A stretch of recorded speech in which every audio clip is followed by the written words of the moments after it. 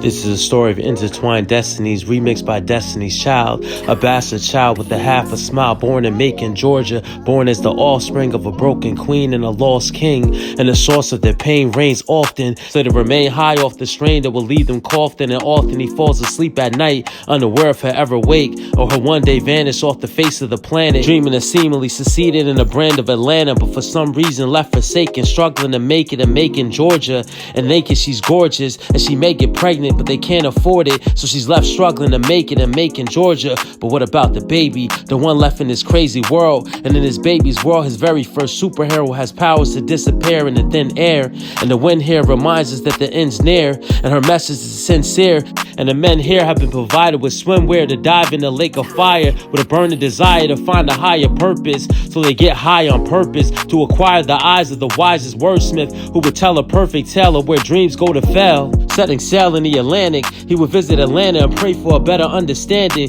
demanding a standing order of longevity, and every day feeling decline, denied access, stuck in traffic, attempting to make it back to Macon, heartbreaking in half, for he didn't see life in his path, and he never knew life could be this bad, and he forgot his child needs his dad, who's left bleeding bad, needing that lifeline, eating off pipelines that lead straight to the today plantation, a man facing life, and now his son is a man facing life, with no blueprint or morals formally loosened, and his queen's crown now has a loose fit. She's drowned in a brown liquor, blinded with the whiteness of snowstorms, and she knows more of the allure of this cold world as she lays naked for the men of Macon to take her, for life has taken her soul, and struggling to make it has transitioned to wishing it was all over, and her man-child is all over Macon, raising patient toward that same darkness that started in his mother and father, and the artist has no choice but to paint their story on a canvas with the background of the Atlanta skyline, drawn from his background of the planet at nighttime through the eyes of Heru,